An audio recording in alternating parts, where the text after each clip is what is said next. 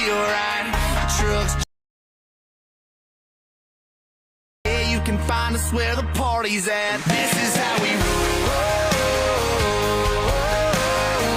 We hanging around, singing down everything on the radio. We light it up with our hands up. This is how we roll. This is how we do. We burning down the night, shooting bullets at the moon, baby. This is how we roll.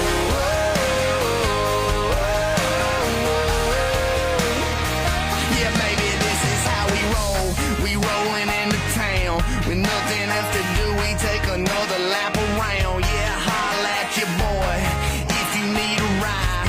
If you roll with me, yeah, you know we rolling high. Up on in 37 needles, windows tinted, hard to see though. How fresh my baby is in a shotgun seat though. Them kisses are for me though, automatic like a free throw. This life I live, it might not be for you, but it's for me though. Let's roll. This is how we roll.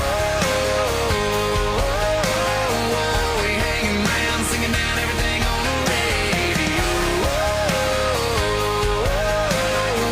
We light it up with our hands up. This is how we roll. This is how we do. When the world turns ugly, I just turn and look at you, baby. This is how we roll.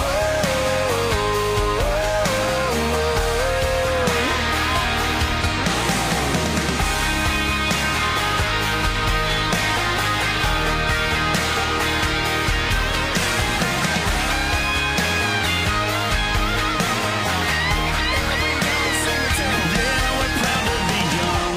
We stick to our guns. We love who we love and we wanna have fun. Yeah, we cuss on them Mondays and pray on them Sundays. Pass it around and we dream about one day. 'Cause this is how we roll. We hanging round, singing down everything on the radio. We light it up with our hands up. This is how we roll. This is how we ride. We're slanging up the mud, cutting through the countryside, baby. This is how we roll.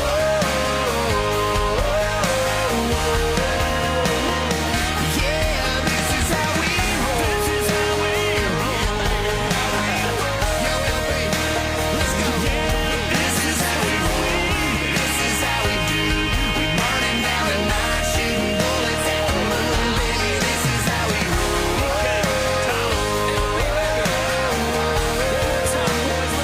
Yeah, this is how we roll.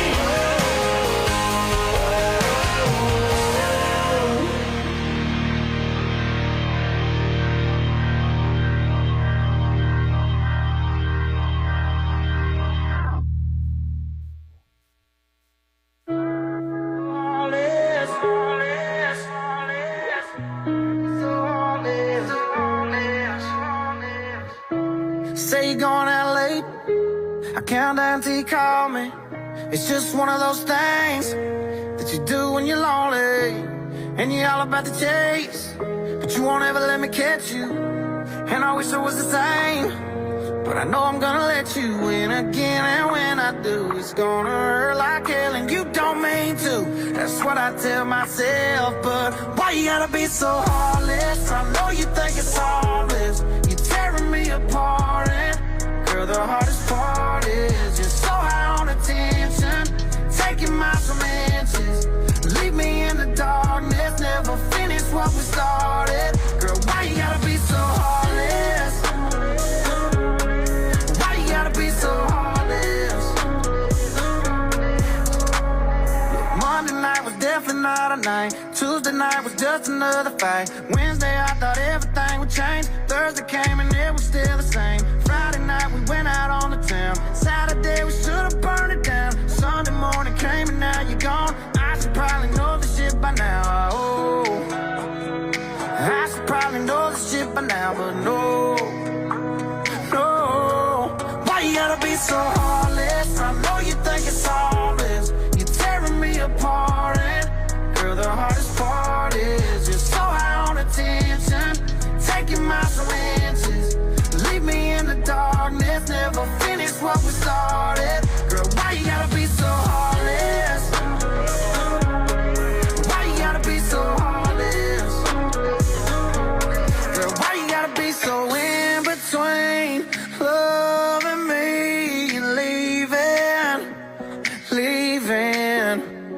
Oh, I should probably know this shit by now, but no. Why you gotta be so heartless? I know you think it's harmless. You're tearing me apart, and girl, the hardest part is you're so high on attention, taking my from inches. Leave me in the darkness, never finish what we started. Girl, why you gotta be so heartless? Why you gotta be so heartless? Why you gotta be so heartless? Girl, why you gotta be so heartless?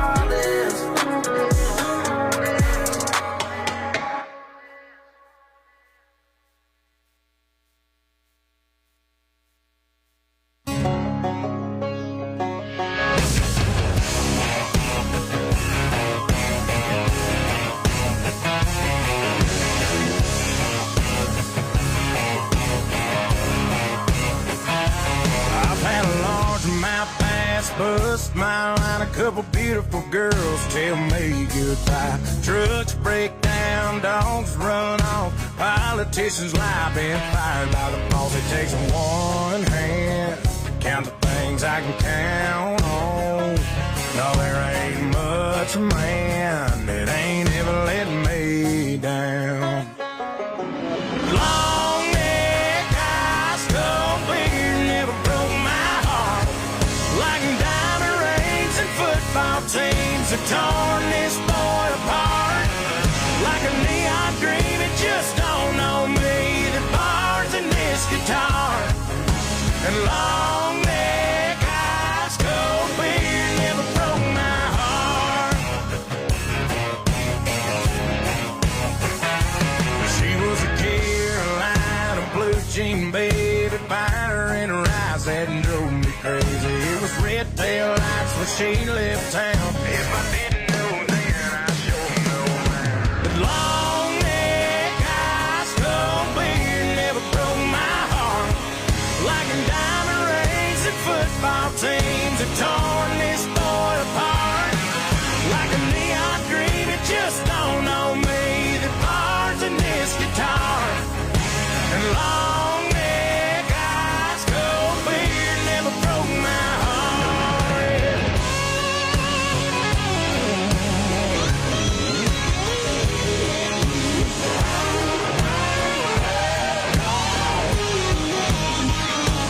It takes one hand to count the things I can count on, but I got one hand that's gripping down on the cold one. 'Cause long neck, high skull, beard never broke my heart. Like diamond rings and football teams have torn this boy apart. Like a neon dream, it just don't know me. The bars in this guitar and long neck, high skull, beard never broke my heart. No,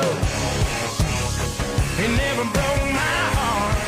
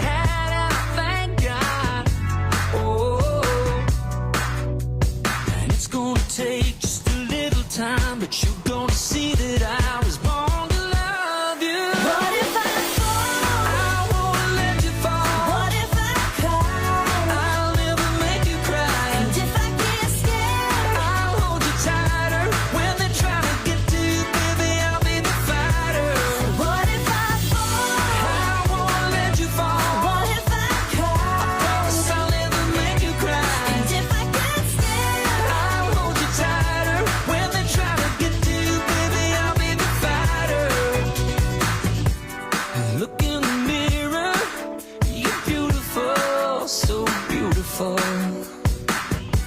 I'm here to remind you, you're my only one. Let me be the one to heal all the pain and put you through with love like you never knew. Just let me show you. What if I fall? I won't let you fall. What if I cry? I'll never make you cry. And if I get scared? I'll hold you tighter. When they try to get to you, baby, I'll be the fighter. What if I fall? I won't let you fall. What if I cry? Promise I'll never make you cry. And if I get scared? I'll hold you tighter. When they try to get to you, baby, I'll be the fighter.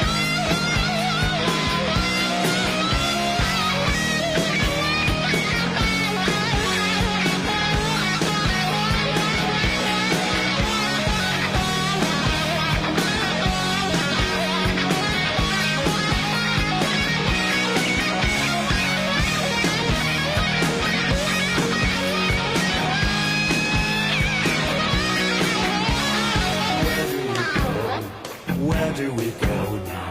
Where do we go? Where do we go?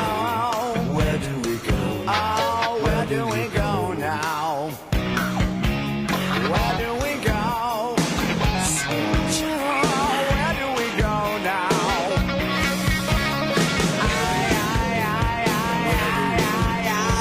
Where do we go now?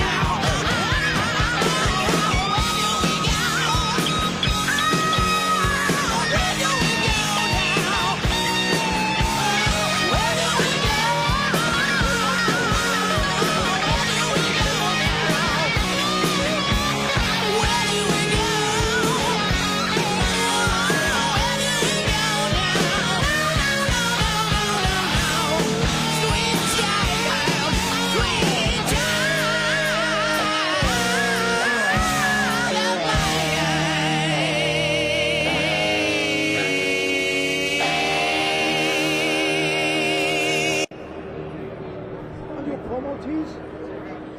Promo tees?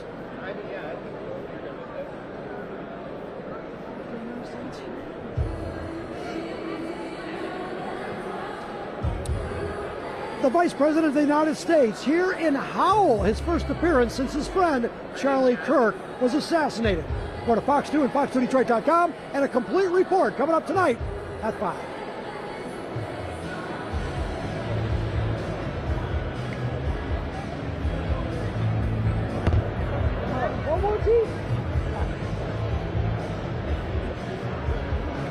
Ready? The Vice President of the United States here in Michigan, his first public appearance since his friend Charlie Kirk was assassinated. What did he say? Go to Fox 2 and fox2detroit.com and a complete report coming up tonight at 5.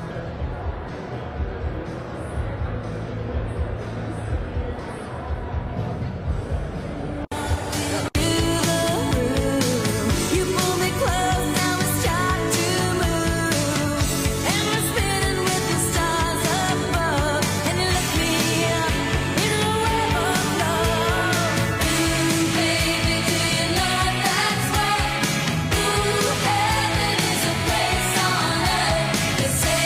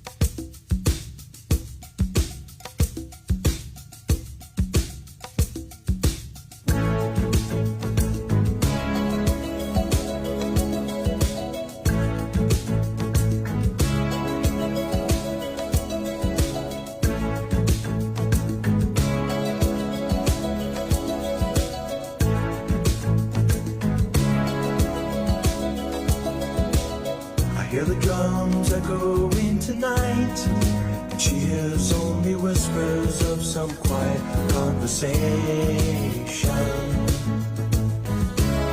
She's coming in 12:30 flight. The moonlit wings reflect the stars that guide me towards salvation. I stopped an old man along the way, hoping to find some old forgotten words or ancient melodies. He turned to me as if to say, hurry boy, it's waiting there for you. Gonna take a lot to drag me away from you. There's nothing that 100 men or more could ever do. I bless the rains down in Africa. Gonna take some time to do the things we never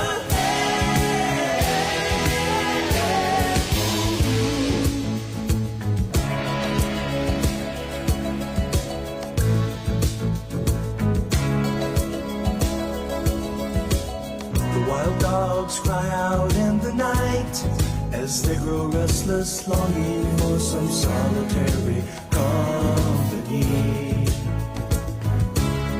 I know that I must do what's right, sure as Kilimanjaro rises like Olympus above the Serengeti.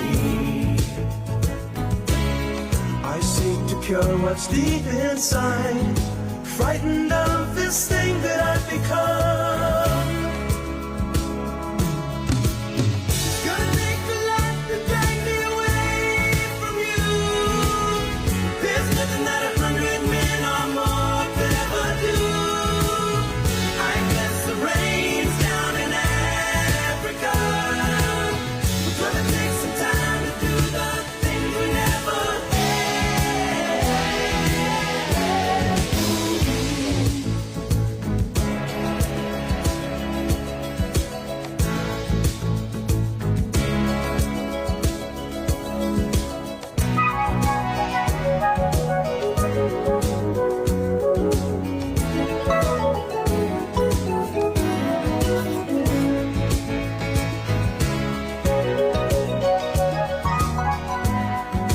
Hurry, boy, she's waiting there for you. Gonna take a lot to drag me away from you. There's nothing that 100 men or more could ever do.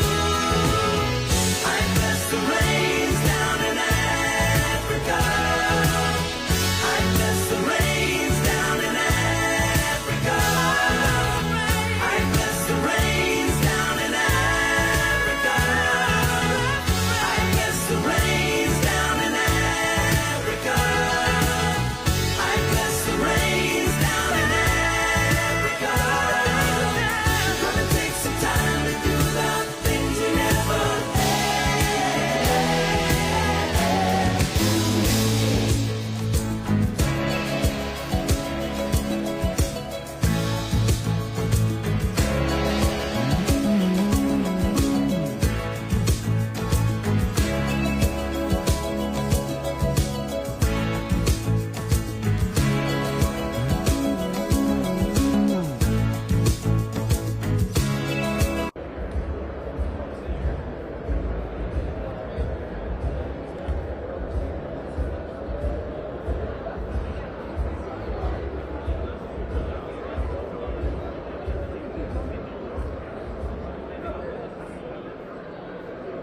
Okay, got it? Please welcome to the stage, Pastor Tracy.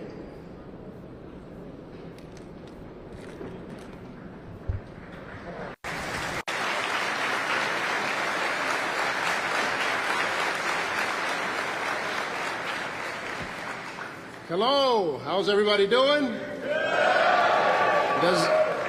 Does anybody love Jesus out there? Woo! If you love him, say hallelujah! Praise God. So I am Pastor Tracy, and I am delighted to be here. I have the honor and the privilege of saying the prayer, the invocation, I believe that love is stronger than hate. And if there was ever a time we needed the Lord Jesus Christ, it is right now. Praise God. Amen.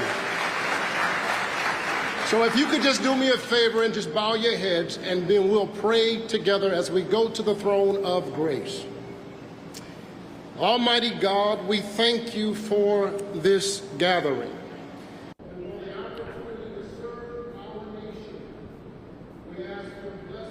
Am I in your way? I'm not in your way. Am I in your way? Am I? JD Vance and our leaders and all who labor for the good of the people. Protect our country from every form of evil that would divide and destroy us. And guide us in the path of justice. All right, I'm here in Howell, Michigan. We're waiting for the Vice President of the United States to speak. The event just started, but we'll give you a preview of what we think he's going to say. That is coming up. Because before men can change, hearts must change, and only God can change the heart. We also pray for prosperity. Okay. Not Okay. only in resources, but in wisdom and in compassion.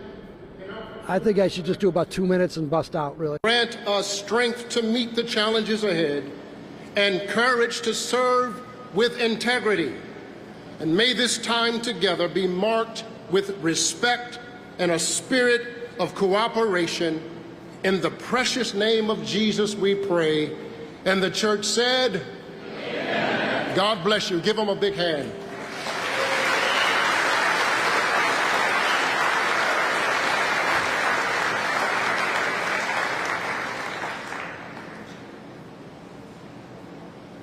Ladies and gentlemen, please welcome to the stage Michigan Republican Party Chairman Jim Runstead.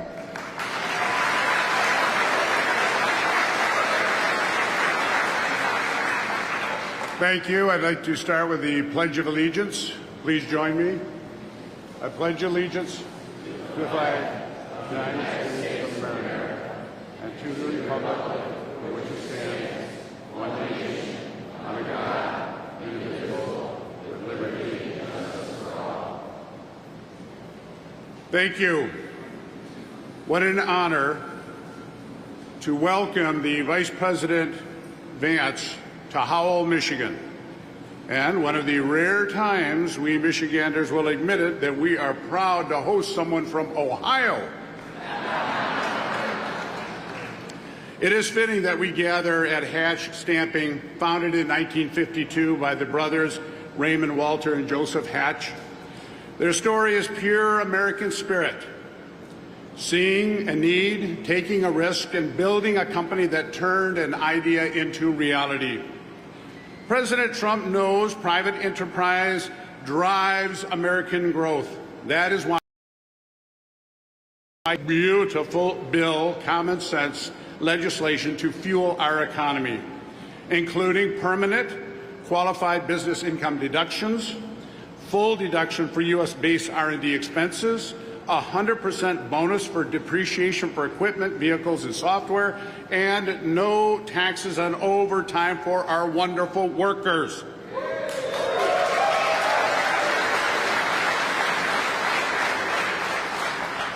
These policies spur investment, expansion, and innovation. Thriving businesses create secure jobs, strong families, resilient communities, and building a stronger Okay. America. So here in Howell, actually inclusive, producing top quality work while investing in people, partnering with schools, supporting the lives of students, and offering lots of efficient programs. That is where our focus must be. Helping businesses grow, not bearing them under regulation and taxes. Yeah, good afternoon. Yeah, we're here in Howell, Michigan. Hatch Stamping is where we're at, where we're just waiting for the Vice President of the United States to speak. This is Jim Runstead. He is the chair of the Michigan Republican Party. They started off with a prayer, a pledge of allegiance, and we expect some of the speakers to speak before the Vice President speaks.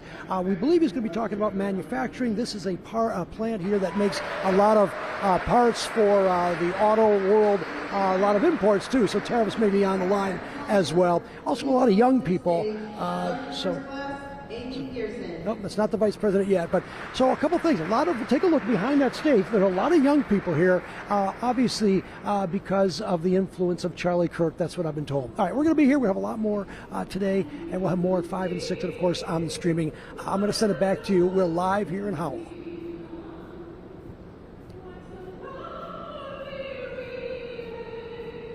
Got it. Okay.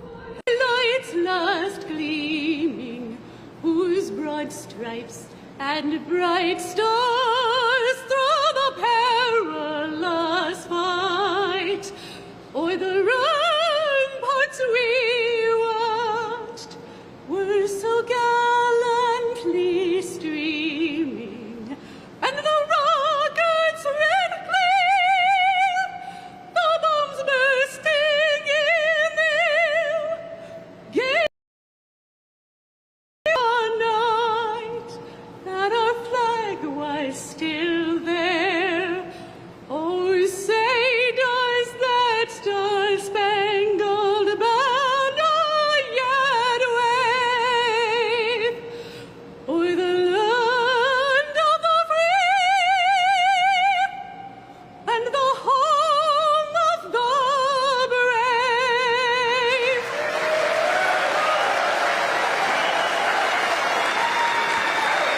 brave? Ladies and gentlemen, please welcome to the stage State Representative Jason Wolford.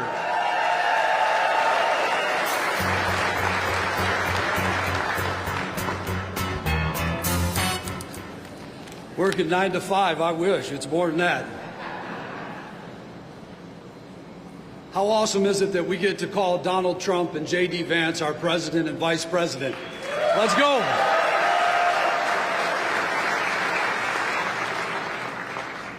Fellow patriots, today should be a reminder of the men who stood up for the revolution and said that enough is enough.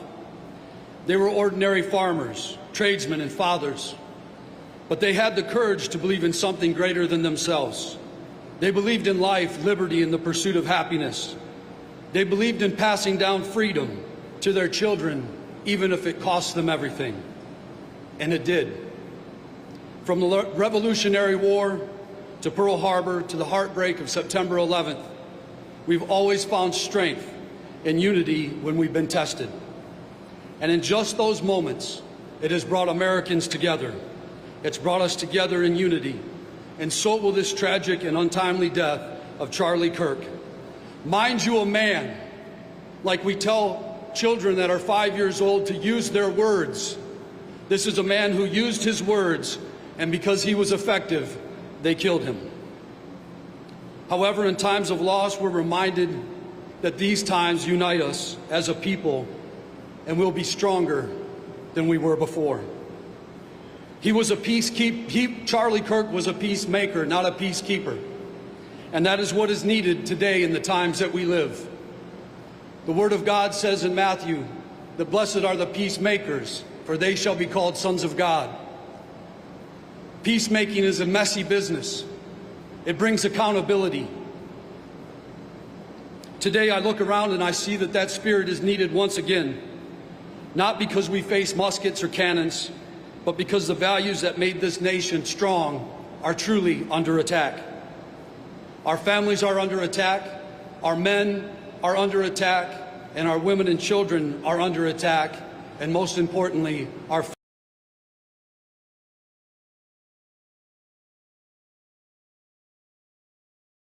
revolution that we're called to fight.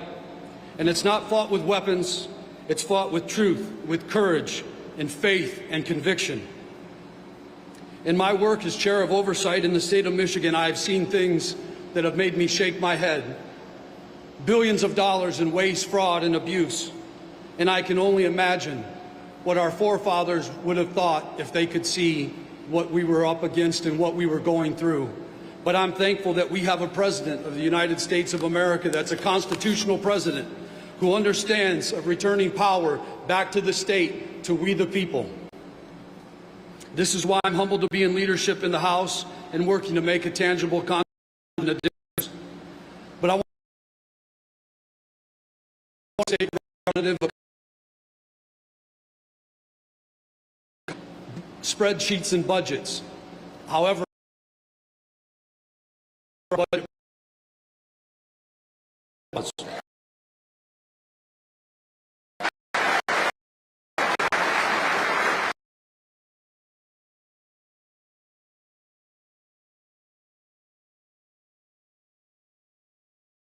responsibility.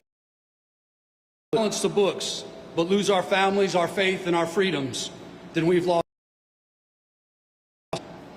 And this is why I believe that religion and politics are both spiritual issues when you boil them down to their finite. The men who wrote the Declaration came from God, not government.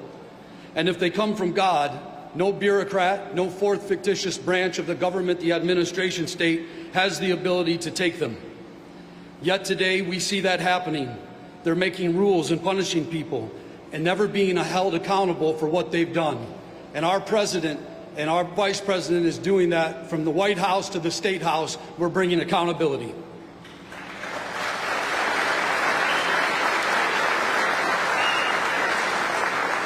So in closing, yes, we are in a fight. Not for power, not for titles, but for principle.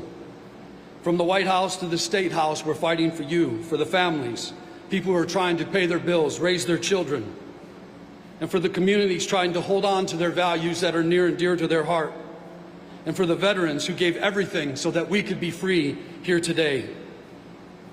Remember that liberty was won by ordinary men and women who stood up when it mattered the most.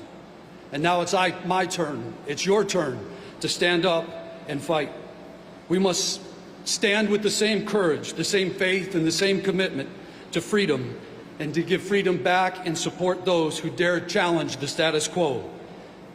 I want to say again, thank you to the President of the United States, Donald Trump, and JD Vance, and Congressman Barrett, and all those like us that are serving to make freedom something that's real. Thank you, God bless you, God bless America, and I'm honored and privileged to be your state representative.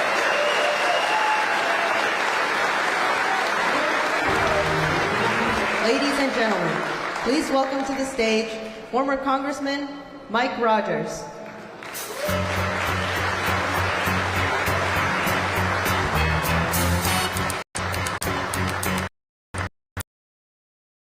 All right, you fired up? Before I get going, do me a favor. We have a new Army recruit leaves next week for boot camp. Would she stand up for me? Where is she? She's back here somewhere. Where she is? There she is. Just stand up. Right there. Thank you very much.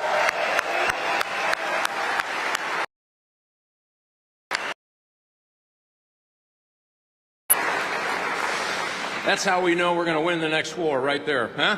We got people who are really still ready to serve this great country. I have to tell you, last November, something amazing happened. America came together like it has never come together before and said, we want to send President Trump and Vice President Vance to Washington, D.C. to do something big, to do hard things. And think of the pace that they are doing big things and hard things for this country. It's amazing. Think of it. Tax cuts, huge. They promised, they delivered. They delivered. Cracking down on violent crime for the first time really in a generation, saying we violence in the streets of America and we're going to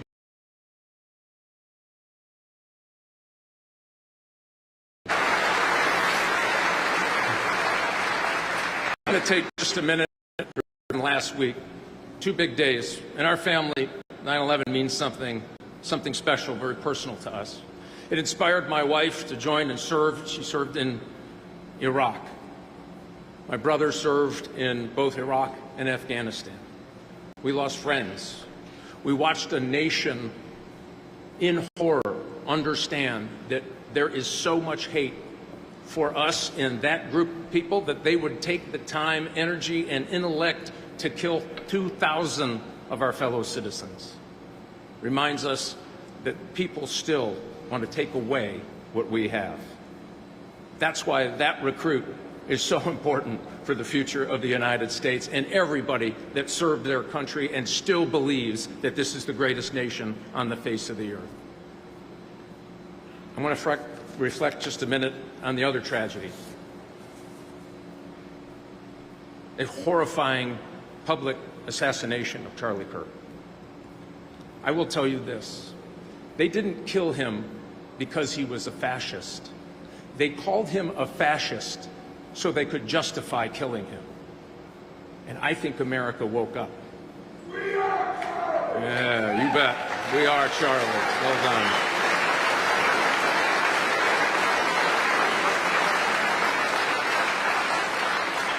And something important happened. There was no burning.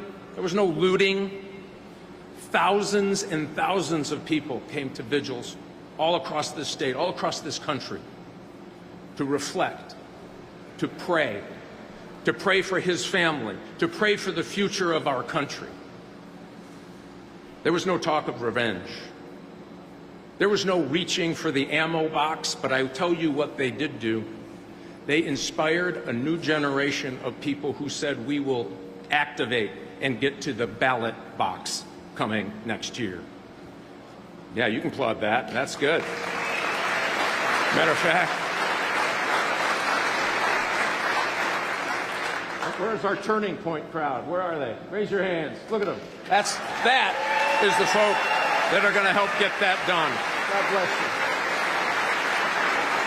They will pick up this mantle and have the same courage to talk about their faith and the future and boundaries for a better country. Pretty fired up about that. And you just get to see, that's Michigan State. I know there are chapters all over this great state. And this revival that we're hearing and talking about, why President Trump and Vice President Vance wanted to be here in this manufacturing facility, it's this revival of Michigan manufacturing. It is coming. And it's personal to me. I'm the youngest of 5 boys. My father was a shop teacher. And by the way, if you called it industrial arts in my family, you might get a backhand. It was shop. Metalworking, mechanics, woodworking. He was excellent at all of it. And he made sure all 5 of us boys took that when we went to high school. Because he always believed building things was the key ingredient and cornerstone of a great nation, a great community.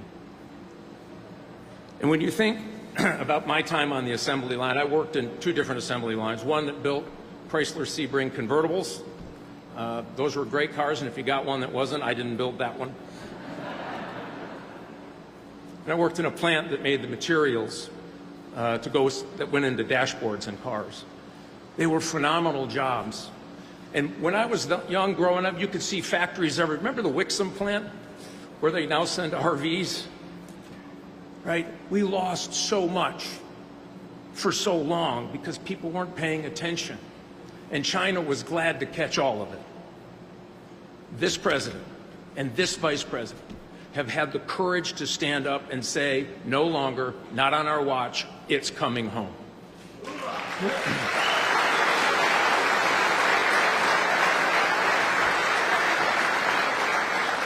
And think of this, it's working. They've laid out a plan, think of it. Less taxation, less regulation, and fair trade does bring back jobs. We're seeing it. General Motors announced $4 billion investment in Michigan. New investment. Yeah, you bet. That's jobs.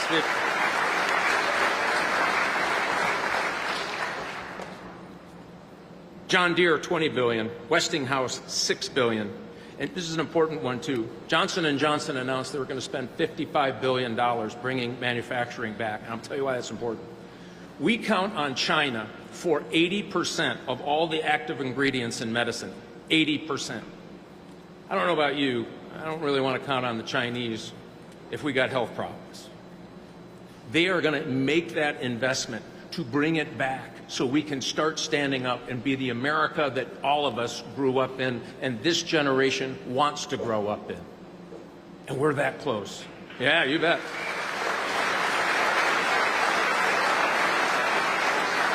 And I'll tell you what else works. This is great. And by the way, I was talking to the crew back here. They had to stop operations today to put this on. Thank you all very, very much. The good news is I think there's going to be overtime in getting this place back going again. And guess what? It's tax-free. You're not paying. Oh, come on, people. That's exciting.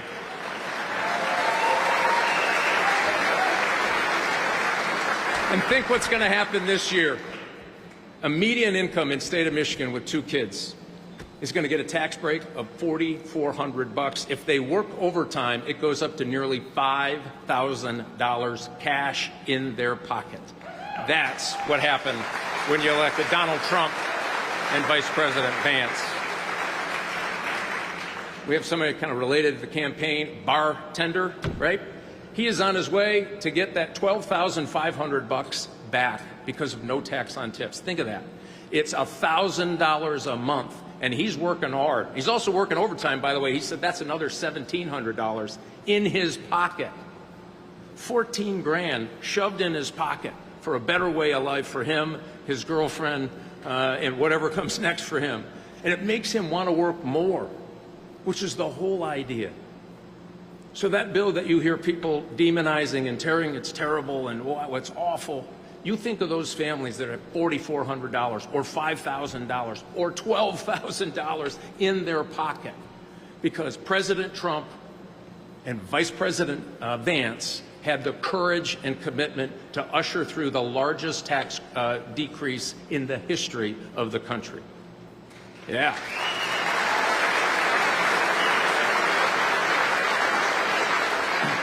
And by the way, that bartender made it very clear. He said, I'll never vote for another Democrat again.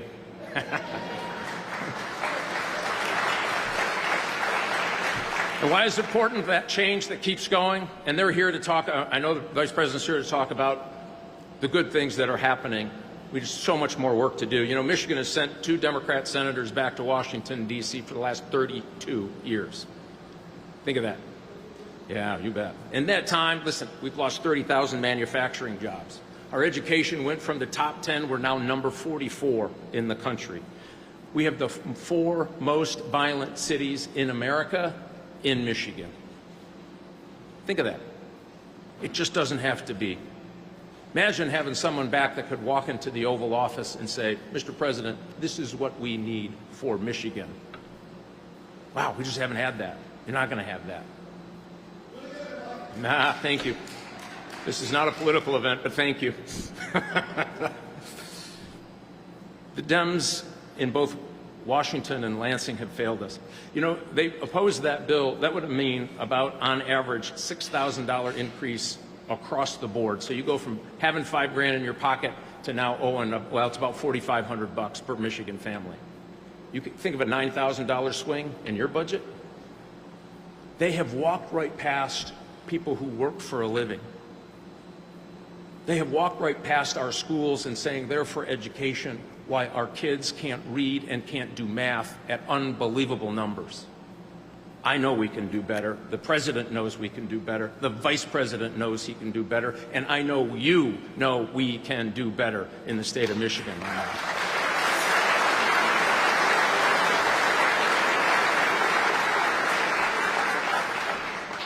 So it's just one reason I know Michigan can get back into this arsenal of democracy is that's exactly what we were called after World War II. Think of that. We went from building in 1941 automobiles that had 15,000 parts. World War II kicks off. We needed manufacturing like we've never needed manufacturing before. In a very short period of time, Henry Ford went from making cars to making airplanes with over 1 million parts. We gave the world, when we did all of that, we gave them a middle class. We gave the world Rosie the Riveter. We gave the world the safety and security of the prowess of building things in our communities to save the world. That's why Michigan was called the arsenal of democracy. If you think of the challenges we have ahead, the things that we've accomplished, the things that this president and this vice president and Republicans back in Washington have been able to do for the country in such a short period of time, I know that we're going to get our kids reading again. I know that we're going to have our communities given back to families so they can walk safely to the park, to the school, to the grocery store again. That's coming. I will say that because of that challenge that we've met before, because of the kinds of things that happen next week, we know that we have these challenges that face us. I believe that we are still the greatest nation on the face of the earth. And because of that spirit, that DNA of being able to build things for a better generation, for a better family, for a better future for our country, there is nothing we can't do if we stand together. God bless you. Don't let this be the last time you get excited and interested in doing something important for your community, your country. This is our chance. This is our time to make America and set it back on that track and join the President and Vice President to making America great again. God bless you. Thanks for coming out. I appreciate it very much. Ladies and gentlemen, please welcome to the stage Michigan State TP USA President Alex Bitson.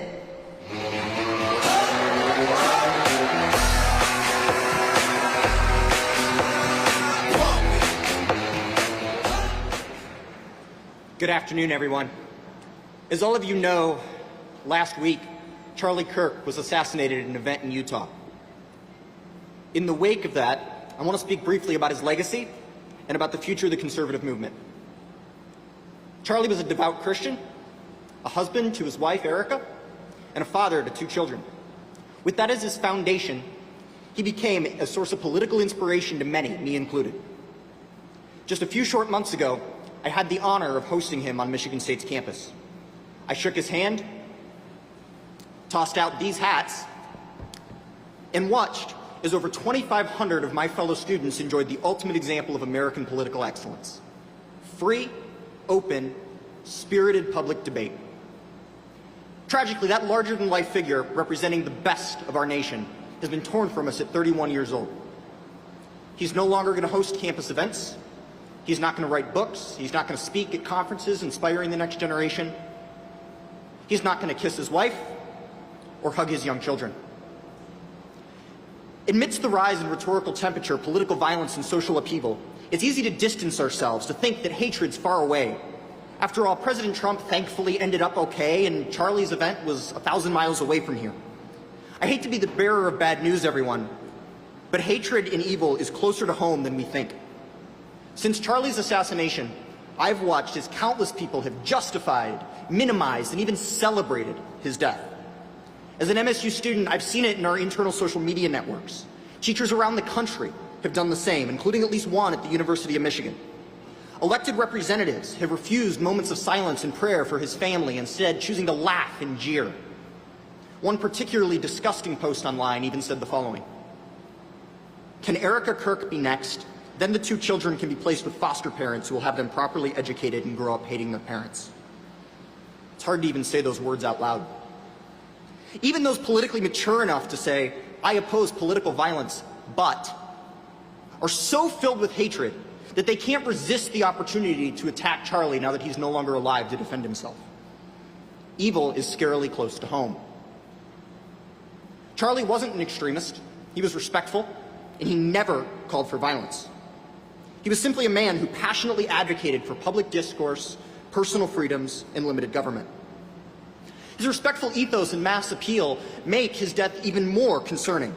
It's become clear that a significant portion of our country doesn't just hate Charlie. They hate the good, the true, and the beautiful. They hate you for simply daring to disagree with them. In the wake of Charlie's death, many have called for unity in opposition to political violence. I agree. Violence is always unacceptable, and we must coalesce around a shared vision for our country. But responsibility for that unity does not fall on conservatives to be conciliatory, giving in to the left for the sake of getting along. We must not be cowed into submission, scared of the consequences of speaking up or lying to ourselves, that softening our beliefs is unifying. Responsibility for the collapse of our social fabric falls on those who've spent years calling everyone they disagree with racist, Nazi, bigot, Hitler, and fascist. They got us here, and they must get us out. As conservatives, we have an obligation to spread Charlie's legacy. We must pick up the microphone where he left it, bloodied in Utah, and work to save our country. No one's been a better example of this than Vice President Vance, and we sincerely thank him for his efforts. I want to challenge each and every person in the audience today, within the next week, do something to save your country. Join a Turning Point or College Republicans chapter. Donate to political causes, volunteer, post online, have conversations with your neighbors, wear your conservative merch in public, ask your pastor to speak out. Boldly and peacefully stand with your convictions. I don't pretend it's going to be easy, guys. It's not. You almost certainly will be criticized and mocked. I have. Might have conflicts with friends and family. I have as well. But it's worth it. For your trouble, you get to look yourself in the mirror and know that you played a part in helping the greatest nation in the history of mankind. I'm optimistic for the future, everyone. The number of people who have reached out in support of Charlie's mission in the last week has been incredible. Memorials in every city have had thousands of attendees. Professional football and baseball teams have interrupted their games to pay their respects. Turning Point USA has received over 50,000 new chapter requests.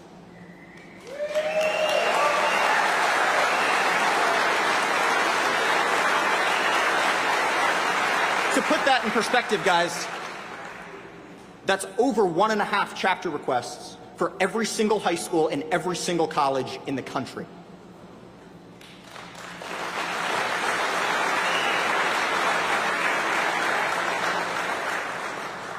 We have a job to do.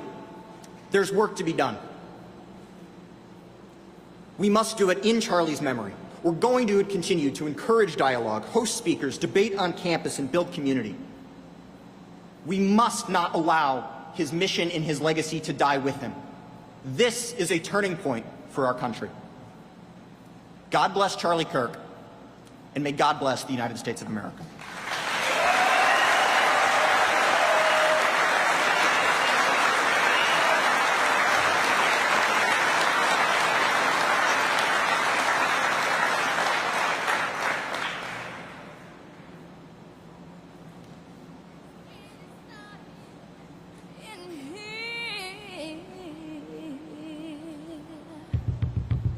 And the bass keeps running and running and running and running and running and running and running and running.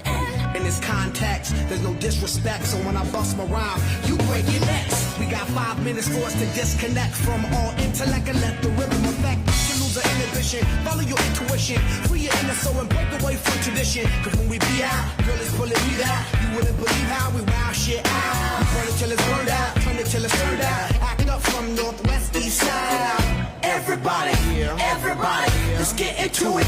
Get stoked, get it started, get it started, get it started. Let's get it started. Let's get it started in here. Let's get it started. Let's get it started in here. Let's get it started. Let's get it started in here. Let's get it started. Let's get it started in here. Yeah.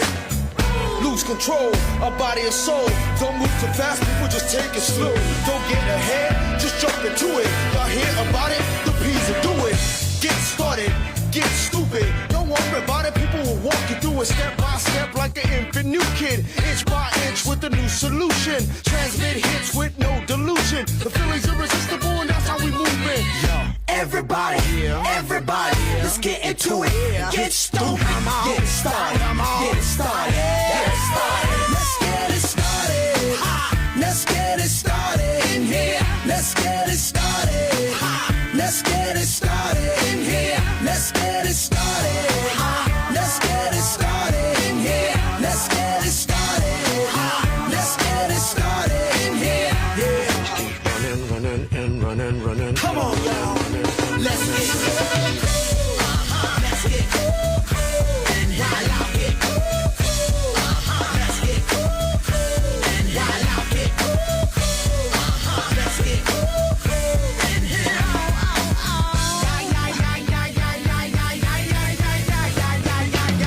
Let's get ill, that's the deal. Applicator will bring the bug dot drill. Just lose your mind, this is the time. You can't stand still, twist and bang your spine. Just bob your head like me, Apple D. Up inside your club or in your Bentley. Get messy, loud and sick. Your mind fast, no more on another head trip. Come them now, do not correct it. Let's get ignorant, let's get hectic. Everybody, everybody, let's get into it. Get stoked, get started, get started, get started. Let's get it started. Let's get it started in here. Let's get it started. Let's get it started in here. Let's get it started. Let's get it started in here. Let's get it started. Let's get it started in here.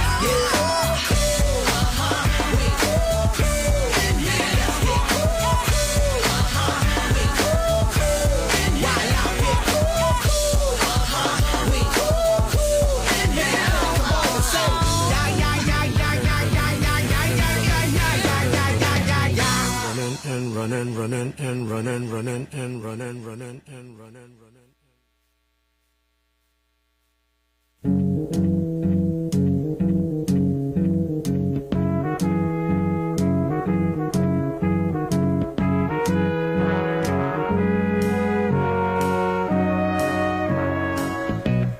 Where it began, I can't begin to knowing. But then I know it's growing strong. Wasn't the spring, and spring became the summer. Who'd have believed you'd come along? Hand, touching hands, reaching out, touching me, touching you. Sweet Caroline, good times never seem so good. I've been inclined to believe there never was. Look at the night, and it don't seem so lonely. We fill it up with only two. And when I hurt,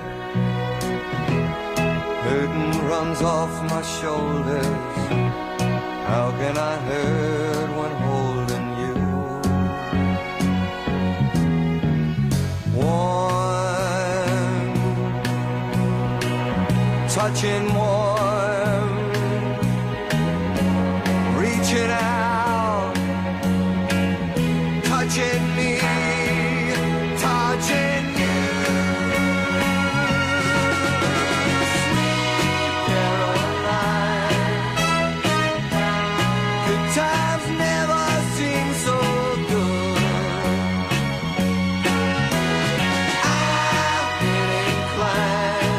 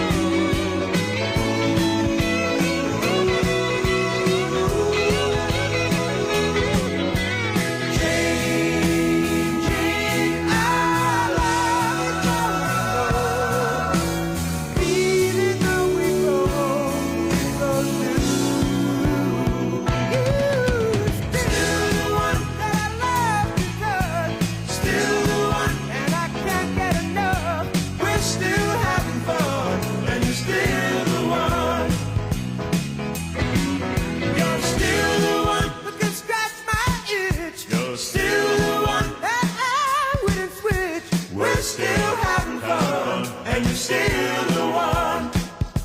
You are still the one that makes me proud, and still the one that I dream about. We're still having fun, and you're still the one.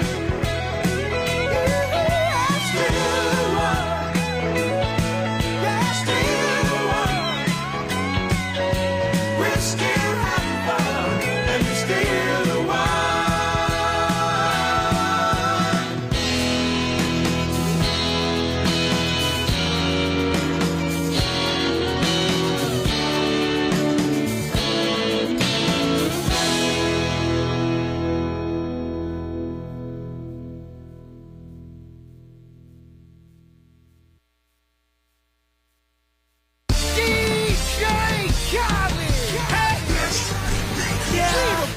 All I do is win, win, win, no matter what. Got money on my mind, I can never get enough. And every time I step up in the building, everybody hands go up. And they stay there, and they say yeah, and they stay there. Cause all I do is win, win, win. And if you going in, put your hands in the air, make them stay there. Ludacris going in on the verse, cause I never been defeated and I won't stop now. Keep your hands up, get them in the sky for the homies that ain't making it, my folks locked down. I never went nowhere, but they saying Luda's back. Blame it on that contour, the hood call it Luda Yak. And I'm on this foolish track, so I spit my foolish flow. My hands go up and down, like strippers' booties go. My verses still be serving, tight like a million virgins. Last time on a college remix, now I'm on the original version. Can't never count me out, y'all better count me in. Got 20 bank accounts, accountants count me in. Make millions every year, the South's champion. Cause all I do is win, win, win, no matter what. Got money on my mind, I can never get enough.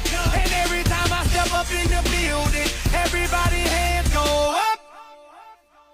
And they stay there, and they say yeah, and they stay there.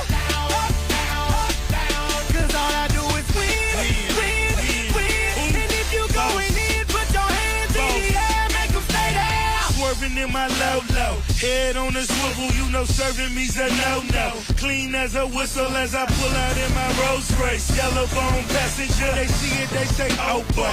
Tell Cali, back it up, my niggas call me loco. Down for armed traffic, you know, make me pull that fofo. Ask you what you laughing at, represent that mud life. Dirty money, bitch, you better get your mud right. We come together, holding hands and holler hood life. We all strapping all black, it's like Bud Light. All we do is win. You riding or what? Cause we riding tonight. Now you riding with me cause you wasn't riding. All I do is win, win, win, no matter what. Got money on my mind, I can never get enough. And every time I step up in the building, everybody hands go up. And they stay there, and they say yeah, and they stay there.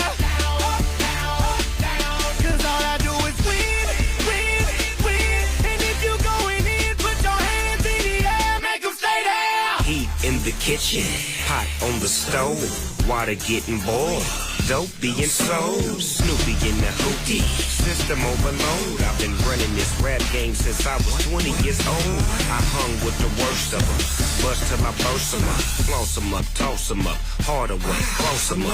Pardon me, I'm bossing up, pressure up, bless you, bro, don't mess with us. We like the U in the 80s, back to back, set a track, hit the lick, get it back, get the trick, jump the track, bitch, I want my money back. Time and time again, while I'm sipping on this gin, Al Davis said it best, just win, baby, win. All I do is win, win, win, no matter what. Got money on my mind, I can never get enough. And every time I step up in the building, everybody hands go up. And they stay there, and they say yeah, and they stay there.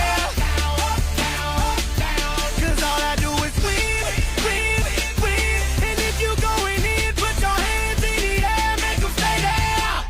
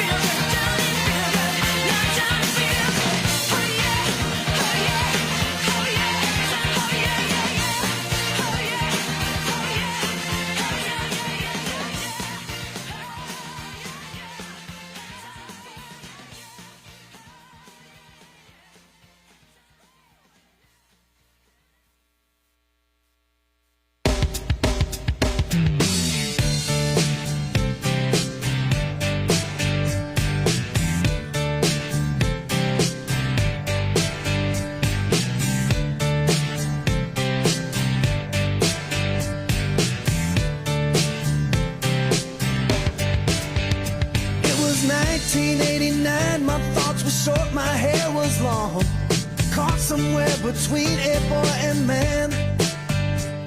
She was 17 and she was far from in between. It was summertime in northern Michigan.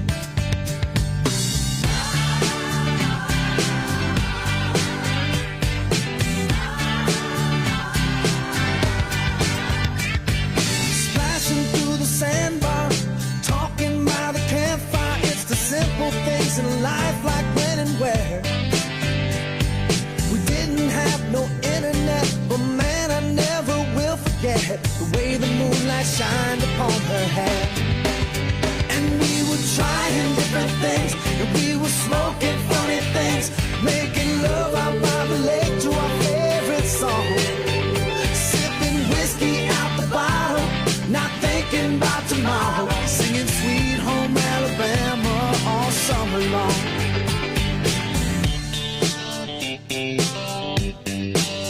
Singing Sweet Home Alabama all summer long. Catching walleye from the dock, watching the waves roll off the rocks. She'll forever hold a spot inside my soul. We'd blister in the sun, we couldn't wait for night to come to hit that sand and play some rock and roll. While we were trying different things, and we were smoking funny things, making love out by the lake to our favorite song, sipping whiskey out the bottle, not thinking about tomorrow, singing Sweet Home Alabama all summer long.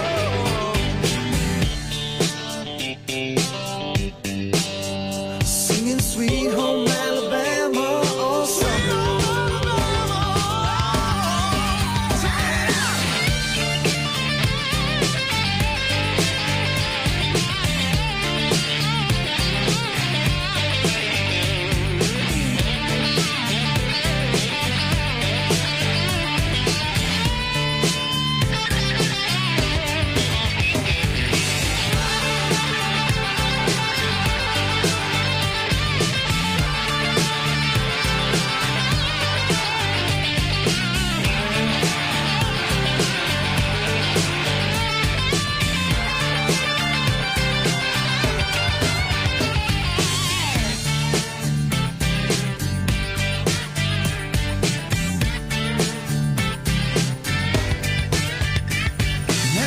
Seems as strange as when the leaves began to change. Oh, how we thought those days would never end. Sometimes I hear that song and I'll start to sing along and think, man, I'd love to see that girl again. Man, I like to see that girl again. And we were trying different things, and we were smoking funny things, making love out by the lake to our favorite song, the bottle, not thinking about tomorrow, singing Sweet Home Alabama all summer long.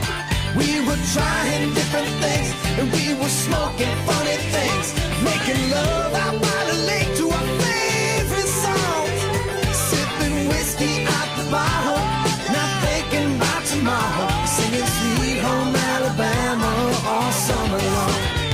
Singing Sweet Home Alabama all summer long. Singing Sweet Home Alabama all summer long. Singing Sweet Home Alabama all summer long. Singing Sweet Home Alabama all summer long.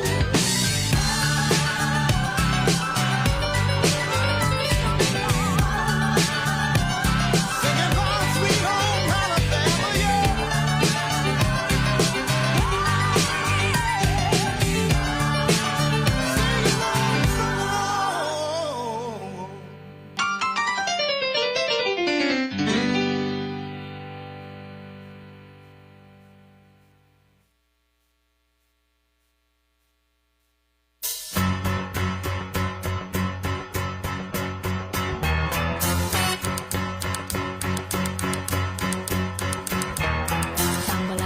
And stumble to the kitchen, pour myself a cup of ambition, and yawn and stretch and try to come to life. Jump in the shower and the blood starts pumping. Out on the streets, the traffic starts jumping with folks like me on the job from 9 to 5. Working 9 to 5. What a way to make a living. Barely getting by. It's all taking and no giving. They just use your mind and they never give you credit. It's enough to drive you crazy if you let it. 9 to 5 for service and devotion. You would think that I would deserve a fair promotion. Want to move ahead, but the boss won't seem to let me in. I swear sometimes that man is out to get me.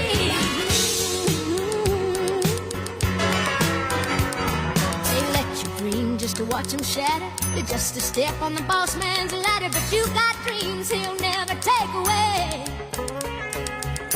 In the same boat with a lot of your friends, waiting for the day your ship will come in and the tide's gonna turn and it's all gonna roll your way. Working 9 to 5, what a way to make a living. Barely getting by, it's all taking and no giving. They just use your mind and you never get the credit. It's enough to drive you crazy if you let it. 9 to 5, yeah, they got you where they want you. There's a better life, and you think about it, don't you? It's a rich man's game, no matter what they call it. And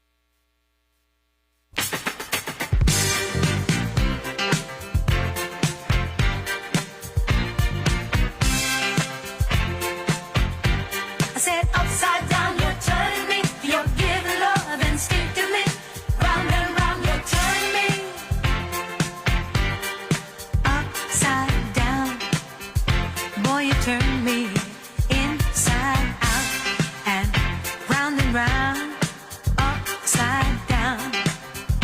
Boy, you turn me inside out and round. Instinctively you give to me the love that I need. I cherish the moments with you. Respectfully I say to thee, I'm aware that you're cheating when no one makes me feel like you do. Upside down, boy, you turn me inside out and round. Upside down, boy, you turn me inside out and round. I know you got charm and appeal, you always play the field. I'm crazy to think you're all mine. As long as the sun continues to shine, there's a place in my heart for you, that's the bottom line. Upside down, boy, you turn me inside out and round.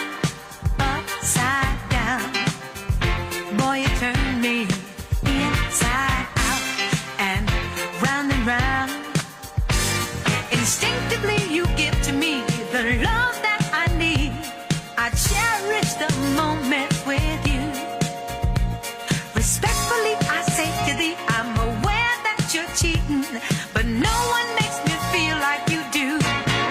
Upside down, boy, you turn me inside out and round. Upside down, boy, you turn me inside out and round. Upside down, boy, you turn me inside out and round.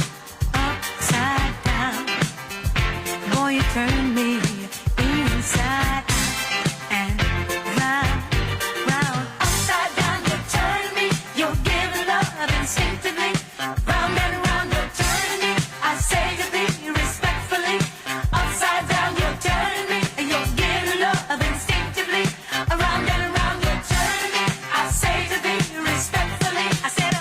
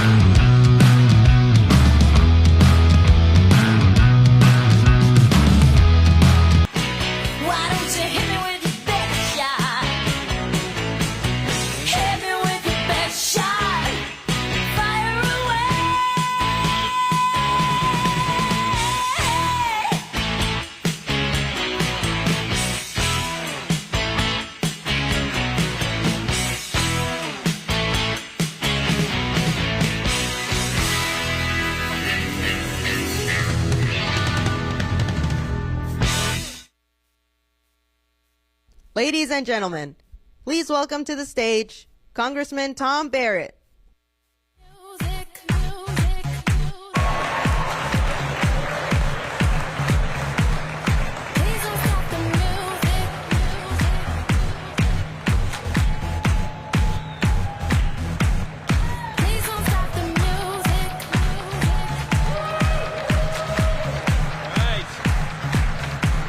Thank you. How is everybody? Are you excited to hear from the Vice President today? All right. I woke up this morning in Washington, D.C., and it was swampy and foggy and rainy. And I said, I wonder what it's like in Howell today. We should go check it out. And here we are. And I'm so proud and thankful to represent you and to be your voice in our nation's capital in Washington, D.C. You know, I take it really seriously that I'm there to be your voice and the voice of your families and the people of mid-Michigan that send me to Washington, D.C., and not to be Washington's voice back here at home. So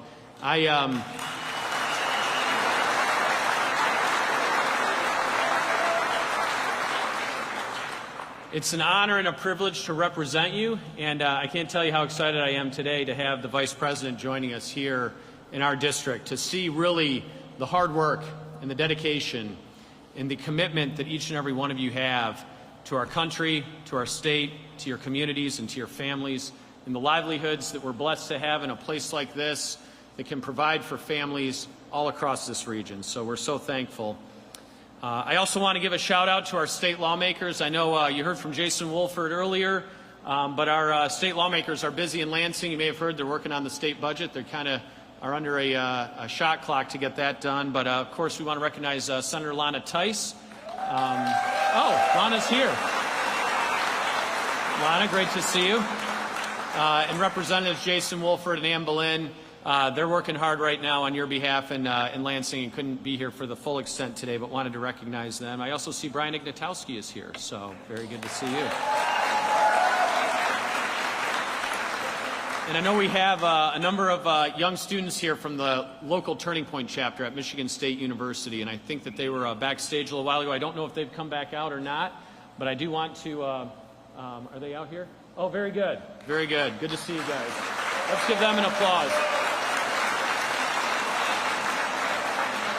Of course, we can't go forward today without acknowledging just the horrific, tragic, and gruesome loss of life of Charlie Kirk. Today is Constitution Day, and it's really, I think, something that we ought to take a step back and acknowledge is somebody like Charlie Kirk, who stood for the constitutional values that we all take for granted and died in the pursuit of really illustrating, highlighting, and amplifying those constitutional values. Paramount among them is the right to free speech. And that's something that we all continue to grapple with and struggle with. And I think a takeaway from that, I hope, is that we are at a turning point now as a country. And we have a choice to make which way we're going to turn. And I hope we turn the right way toward the side of seeing in one another God's creation. We're all created in the image and likeness of God. And seeing that in one another is something that we need to get back to. And that's really my hope as we go forward as a nation healing in this way. And I'm really excited to be here, joining you today in welcoming the Vice President. Hatch Stamping is, I got to take a little bit of a tour backstage and saw some of their automated welding machines and stuff like that, and some cool stuff. I asked if I could get on the machine and play with it for a little while, and they were a little reluctant to let me do that. So maybe afterward, right? You guys will let me on for a little bit? So, very good. Thank you for having us out today. We really do appreciate it. And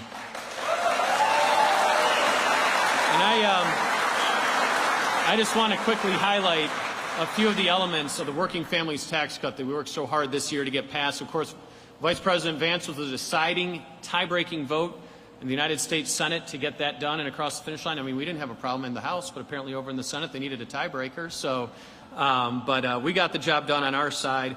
But really, we were fundamentally focused on what we could do to help working families get ahead after the loss of wages and the cost of living crisis that so many of us were facing under the Biden administration with crushing inflation and supply chain challenges and everything costing more and more, we wanted to deliver for the working families of America, and I'm proud to say we were able to do that. We staved off the largest tax increase in American history by extending the 2017 Tax Cuts and Jobs Act to allow you to keep more of your own money and decide how you're going to spend it. We also permanently increased the child tax credit so that raising a family will be more affordable in America today. We eliminated, of course, taxes on tips and overtime, so the hardest working people will have the most to gain from this. We also, I'm proud to say, increased the adoption tax credit. So any family who wants to adopt a child will not be facing the staggering cost of adoption and can provide a loving home for a child that needs it. And I'm proud to say that we did that.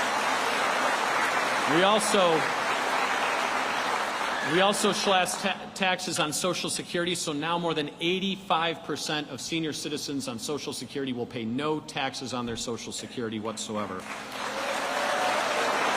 All of this will increase take-home pay for families by an average of $10,000 per year. That's real money in today's America and something that I'm proud that we were able to do. In other words, we finally put working families, not the elites, in the driver's seat for our policies in the United States. But we didn't stop there. The historic tax relief is already energizing our economy and creating jobs across Michigan and across our country. The permanent tax cuts are empowering small businesses to keep more of their own investment, to hire more workers, give more raises, or invest in more equipment that they need. We're also providing a huge boost to Michigan's auto manufacturers, taking away taxes on automobile interests for cars that are made in America, like the ones made right here in my district, with parts that are made right here in this factory.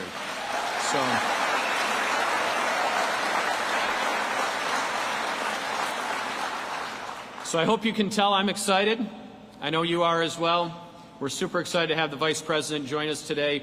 Like each of you in this room, the Vice President understands what it means to come from Midwestern roots with a working class background. In print and from the podium, he's told his powerful story that all of us have seen in really overcoming troubles and economic turmoil to achieve the great success and ultimately land him in the Vice President's office of the United States of America. He served our country in the Marines, and what I'm most proud of is that he was an enlisted Marine. Yes.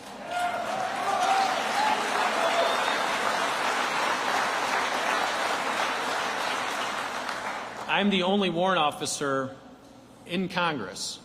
And of course, Vice President Vance is one of the only enlisted men that have served in such a high office in our nation. And I think that's a great return back to the working class roots and those that actually get the job done, that go on the deployments and do the mission and complete it. So I'm really excited to hear from him today. But before we welcome the Vice President to the stage, I have the privilege of introducing another member of President Trump's cabinet, our Secretary of Labor, Lori Chavez-DeRemer. She's a tremendous advocate for the working men and women all across America. And I asked her on the flight over today, she said that she has been to Michigan more than any other state since she was sworn in as Secretary of Labor. That proves, yes.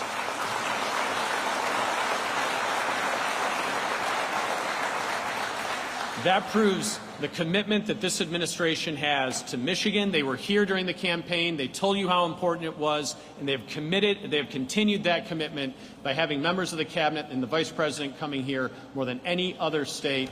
I'm proud to welcome Lori Chavez-DeRemer to the stage, Secretary of Labor. Thank you so much.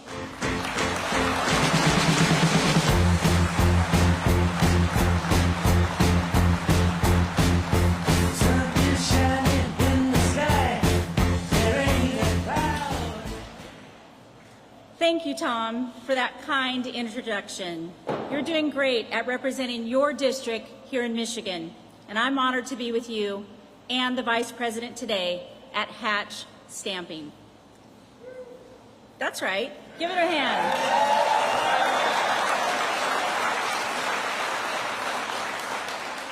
This is my first time on the road with the Vice President Vance, and it is fitting that we're starting right here in the heart of America's Industrial Revolution as we continue fighting to put America workers first.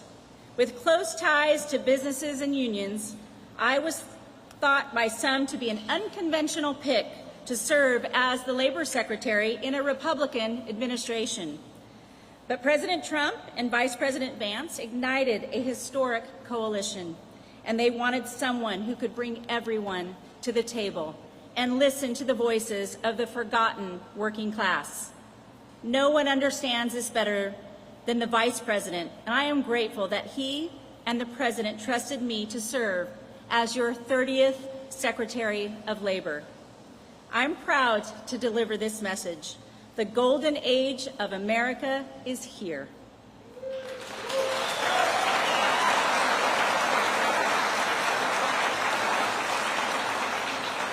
Nine months into this administration, America First policies have created hundreds of thousands of private sector jobs, and job growth has been entirely among native-born Americans. Working class wages are up, and GDP growth has smashed expectations. We've also seen nearly $8 trillion in private investment since Inauguration Day, which will bring mortgage-paying jobs back to the United States. Turns out, all we needed to kick off the golden age was a new president.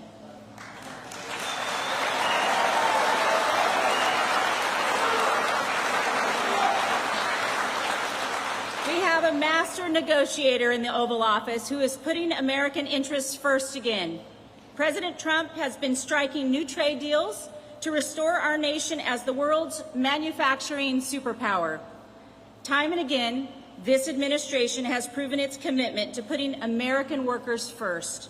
A prime example is the working family tax cut that President Trump and Vice President Vance spearheaded. This big, beautiful bill delivered no tax on overtime, no tax on tips, and no tax on Social Security. Working class families can expect to see an average of $10,000 more in take-home pay. As a mom of twin girls, and now a grandmother, and my one daughter and my grandson, who also live in Michigan, Saginaw, Michigan, are here. I know just how life-changing it can be for a family of four when paychecks go further. I've told my former colleagues in Congress that the working family tax cut was probably the most important piece of legislation that they'll get to vote on, and one of the most pro-worker bills in modern history. At the Labor Department, we're very excited about the provisions to expand Pell Grants for technical education, which will help attract future tradesmen and women to the job market. You all know that America won't be forged in the halls of these woke universities. It will be built by the hands of our skilled workers. This is the belief that Charlie Kirk and I shared. When talking about the next generation of American workers, I think about Charlie, who was always fighting for what he believed in and standing up for future generations. It's been 1 week since we lost him, and my prayers are with his wife Erica, his beautiful children, and all of his loved ones. Charlie Kirk was an advocate for alternative pathways to workforce, recently having said, "We need more electricians and less sociology majors." He understood that living a life of meaning and contributing to your community was far more important than a piece of paper. We will honor Charlie's legacy by keeping up the fight for the next generation. And we're going to do that by continuing to expand apprenticeships so that our young people have an alternative pathway to success beyond a four-year degree. Since January, I'm proud to announce that the Department of Labor has registered over 180,000 new apprentices, and nearly 1,800 new registered apprenticeship programs have launched nationally. I'm confident that we will reach President Trump's goal of 1 million active apprentices across this country. But we can't achieve this goal without learning the needs of our communities. You know, when I started this job, I told my team that I wanted to be on the ground hearing from you all directly. That's why I launched my 50-state tour, America at Work, to learn how the actions in Washington impact your daily lives. My door is always open, and it's an honor to serve you and defend your shot at the American dream. I'd now like to introduce someone who embodies that dream. Vice President JD Vance has never forgotten his Rust Belt roots and has fought tirelessly to support the heartland. He serves the American people with deep understanding of what hardworking men and women in this country are up against and what they are capable of. Our Vice President knows the true heartbeat of America is not in Washington, D.C. It's right here with you. He's doing an incredible job to help revive our manufacturing sector and ignite our economy. And it's an honor to work with him to put you, the American worker, first. Please join me, ladies and gentlemen, in welcoming the United States Vice President, Mr. JD Vance.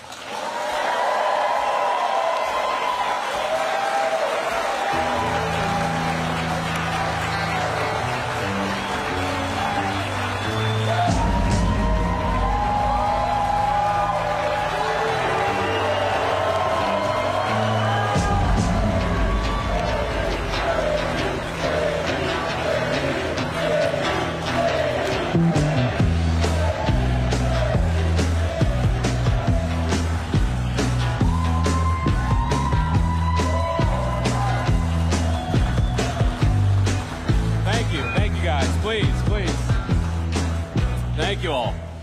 Well, it's great to be here in the great state of Michigan. I always loved coming to Michigan on the campaign trail, and I'd always said, you know, the most dangerous place maybe this Ohio State grad visited was Michigan on the campaign trail, but you all were always kind and friendly and good to me. We love you too. Thank you, sir. It's good to see you again, man.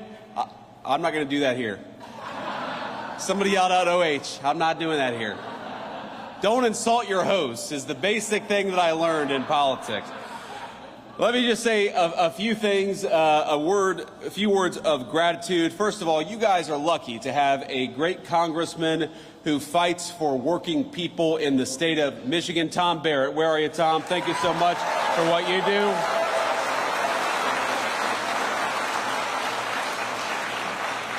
We talk a lot about the working families' tax cuts. We talk about no taxes on overtime, which we are proud to deliver, no taxes on tips, which we are proud to deliver, the lowest taxes that we've had in this country in a very long time, because Tom Barrett went to Washington and fought for the people of this district. Thank you so much, Tom, for everything that you do.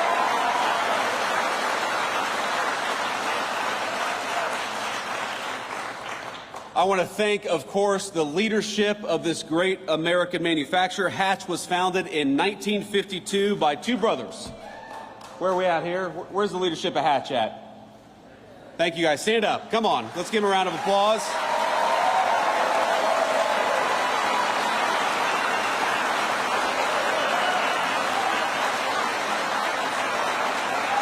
Thank you, guys. I got a little tour with Daniel Craig and Wally earlier today. Thank you guys so much. I'm not going to try to pronounce your last name, Wally. I don't want to insult you or look like an idiot in front of the TV cameras, but you guys, this is a great facility. So it started, of course, manufacturing parts for M1 rifles for the American warfighter, and now it manufactures all kinds of automotive components that we rely on each and every single day. And one of the things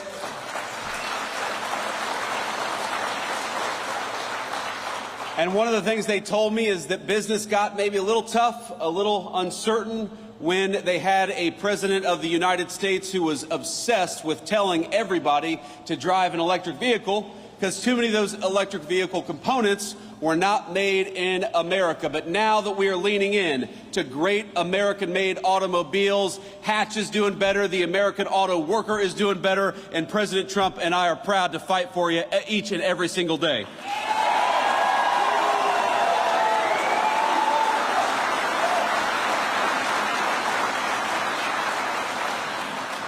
I've also got to thank our incredible Secretary of Labor. You just heard from her, Secretary Chavez de Reymer. Let's get a round of applause for the great Secretary of Labor.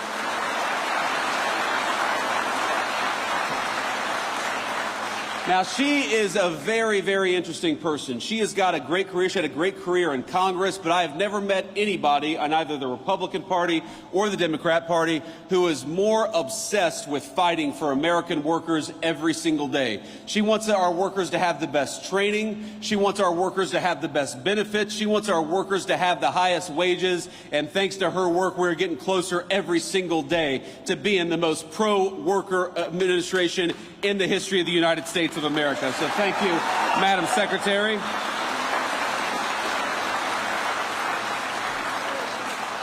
We also have Michigan GOP Chair Jim Runstad. Where's Jim at? Jim, thank you for everything that you're doing. Now, Jim did such a good job during the last election in 2024 that the previous GOP chair, Pete Heckstra, is now our ambassador to Canada. So if you do a really good job, man, you might just get a promotion. Who knows? But he's doing a great job here in Michigan, and we're going to fight with him for the next couple of years to make sure that we're electing candidates who actually serve the interests of Michiganders and serve the interests of the American worker, and that's what we're here for, and we'll never forget it. So I want to say just one thing about my friend Charlie Kirk. I want to talk about Charlie Kirk for a little bit. And the last group I want to have be recognized here is we have got a lot of kids, and I hate to call you kids, but when you're 41 years old, you guys are kids. TPUSA is a great organization founded by my friend Charlie Kirk that takes the message of free speech and conservative values all over our college campuses here in the state of Michigan and elsewhere. And we've got some proud TPUSA folks here. Would you guys stand up and be recognized by the crowd? We love you.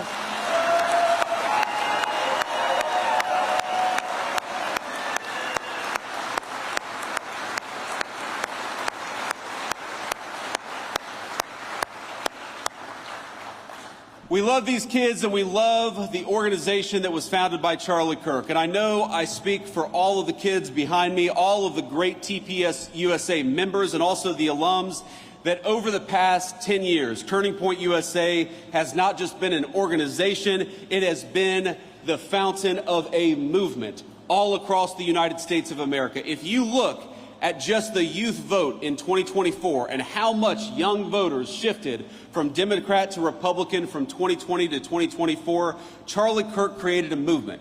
And that movement made Donald J. Trump the President of the United States, and it made me the Vice President of the United States. I would not be here without Charlie.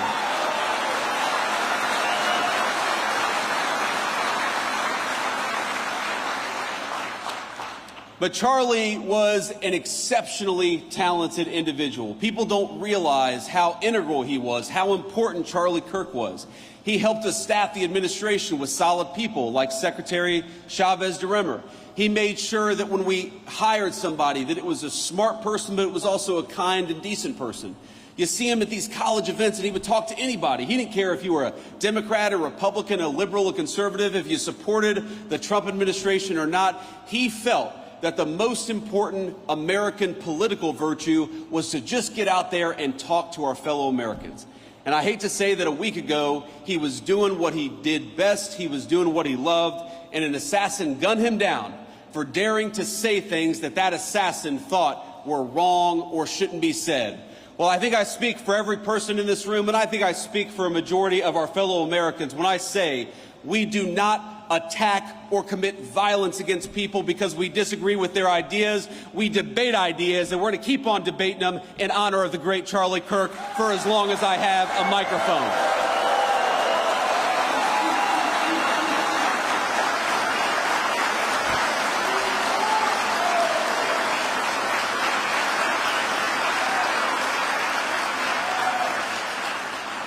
But the last thing I want to say about Charlie, my friends, is he was more than a political organizer, more than a person who literally helped make me the Vice President of the United States. And I'll never forget it, Charlie, that I would not be here were it not for you. He was a good guy.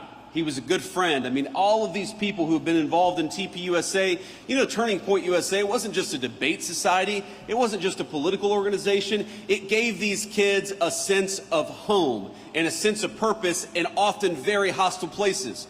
If you were a young conservative or you were a young Christian and you were worried that a professor might give you a bad grade for being who you were, Charlie's Turning Point USA gave you a home. If you were worried that you had an idea that was maybe disfavored by your social group, if you were worried that you believed something that was just a little too controversial for a college campus, Turning Point USA gave you a home, it gave you friends, it gave you moral support, and that is what I think must live on in the wake of Charlie Kirk's death. I have friends who met a husband, a wife, a boyfriend, a girlfriend, who met the best man at their wedding at Turning Points USA because it was an organization of patriots dedicated to making this country the very best country that it could be.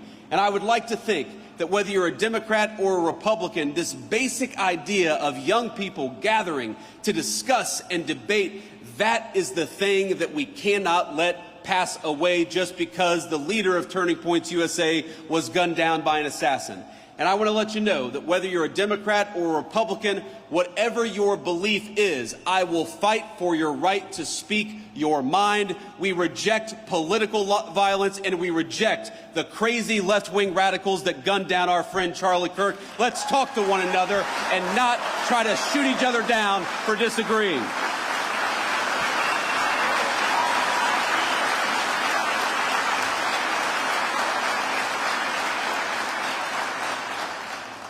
You know, one of the things that Charlie worked on very, very hard was the very bill that we're going to talk about today. I remember having so many phone conversations, so many text conversations with Charlie about how to make the bill better, about how to do more for working families, because you know what, Charlie, he believed exactly what I believed and exactly what the President of the United States believed, that we have got to rebuild the American dream, especially for our young people, which is why this big, beautiful bill does so much to bring American manufacturing back to the United States of America.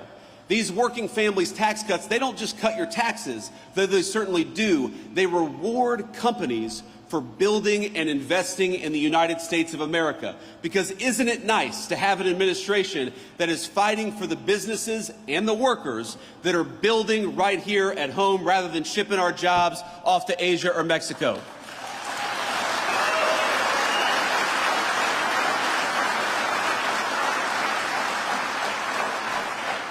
We fought for no taxes on overtime and no taxes on tips because we want you to keep more of your hard-earned money.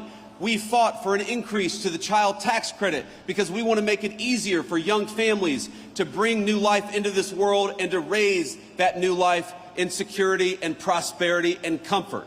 The working families tax cut is not just a big 1,000-page bill. It is an important part, maybe the most important part, to restarting the American dream in this country. Wouldn't it be nice to have a president, and now we do, who builds in America rather than rewards companies for shipping jobs overseas? Wouldn't it be nice to have an administration that actually gives you more of your hard-earned money rather than taking more of it for hard-earned or for government bureaucrats? Wouldn't it be nice to have an administration that fights for your ability to keep more money in your pocket? Wouldn't it be nice to have an administration that punishes corporations that ship our jobs overseas, but rewards businesses for building right here in the great state of Michigan? That is what we promised to do, and that is what we're doing every single day.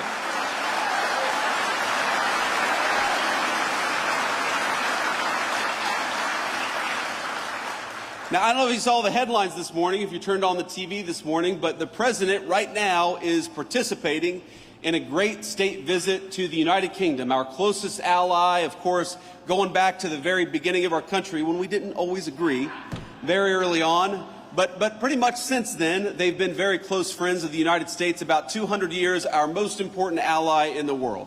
And the president is over there, and somebody asked me, would you rather be in England celebrating the state visit? I said, no, I'd rather be right here in the great state of Michigan where people are grilled and great products for the American people.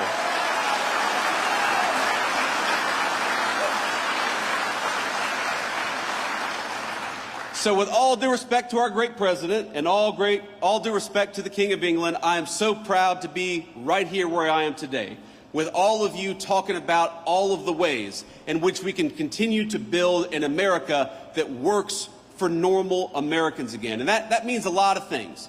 Part of making this country work for you all is making sure you're safe in your communities and safe in your streets. And one of the proudest things the President of the United States has done in Washington, D.C. and in Memphis as of a couple of days ago is to send the National Guard to take back American streets. We deserve to be safe in our communities again, and that's what the President is making happen.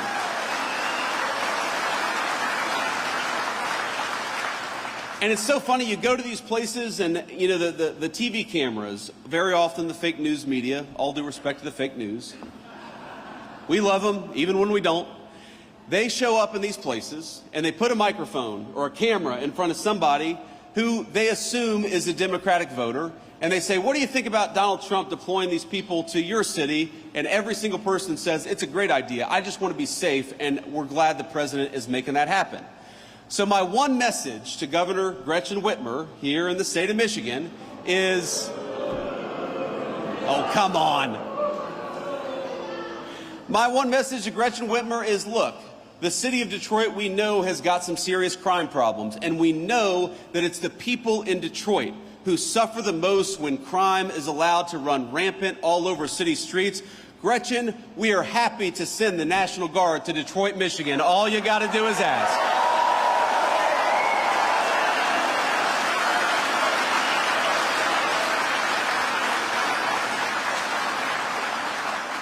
We got to remember, the streets are safer when law enforcement is allowed to put the bad guys away. And just as we want to protect your job and we want to make sure you have a good wage when you work hard, we also want to make sure when you go home, you can enjoy your neighborhood and enjoy your community in safety. You know what else we want to do? We want to make sure that our young people stop dying of this terrible poison, this fentanyl and other drugs that are being brought in by these cartels.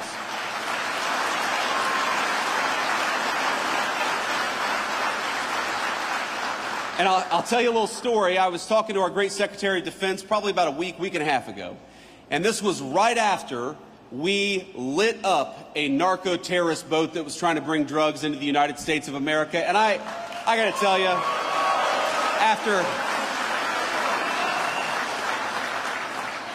I am a child of the war on terrorism era. I served, just as Tom did, in our military. I deployed to Iraq as a United States Marine, a young enlisted United States Marine. I am proud to have a president who is sending our military to light up the cartels that threaten our people in our own backyard.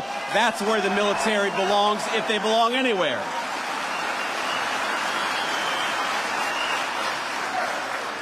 So I was talking to I said Secretary of Defense, but our new Secretary of War, Pete Hegseth. And I was talking to Secretary Hegseth, and you know what he said? He said, you know what, Mr. Vice President, we don't see any of these drug boats coming into our country. They've completely stopped. And I said, I know why. I would stop too. Hell, I wouldn't go fishing right now in that area of the world. But that is what a military that is dedicated to its purpose and a commander-in-chief that is dedicated to the national good can do. If we just have our actual government fighting for the interests of Americans and nobody else, we can make this country safer, we can protect your jobs, we can make sure you've got the best wages anywhere in the world, and we can stop this terrible poison from coming into our country. We just needed a president who was willing to fight for you, and now we've got one.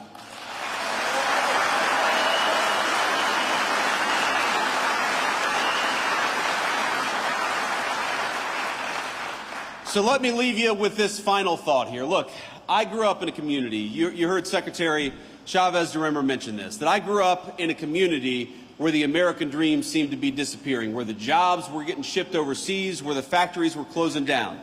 I remember driving around my hometown of Middletown, Ohio, and we'd see some abandoned factory, and my grandfather would tell me what used to happen there, what good jobs used to happen there, what good wages used to provide for families there. And I remember thinking, why is it like this? Why have our leaders ignored us for so long? Why are factories closing instead of opening up? Why are good jobs going to China when American workers deserve good jobs right here at home? And the answer was bad leadership. Just as our leadership chose crime, they also chose to ship your jobs overseas. Just as they chose to send our young men and women to foreign wars all over the world, they refused to stop the cartels that were operating right here in our backyard. And I believe our sacred promise and our sacred duty is to make this country even better for the next generation than it was for the generation that came before. That is why we're doing the things that we're doing. But I want to tell you, I'm never going to forget where I came from. I am never going to forget that I was a little boy who was worried about why the jobs were disappearing. I'm never going to stop fighting for the auto workers to have good jobs right here at home. I'm never going to stop.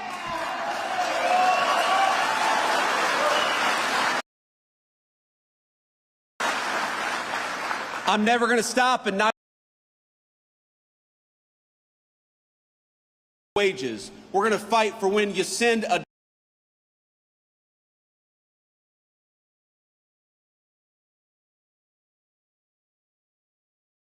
money as possible, because I believe that the American dream belongs to American citizens, not to illegal aliens, not to drug cartels.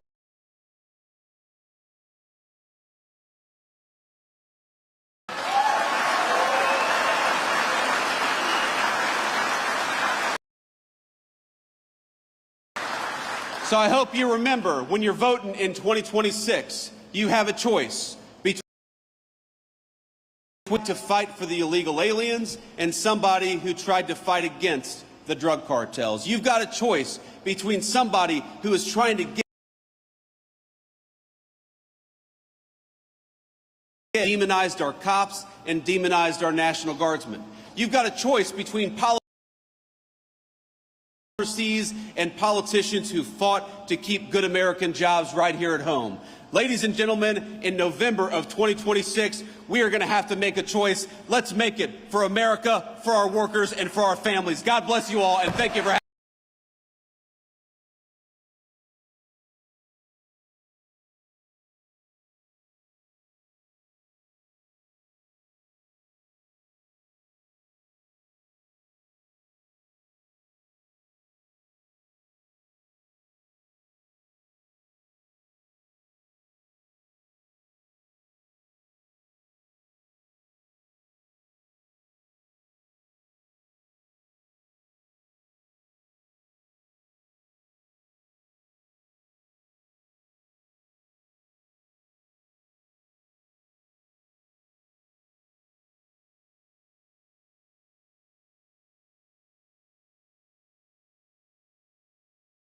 Happy word.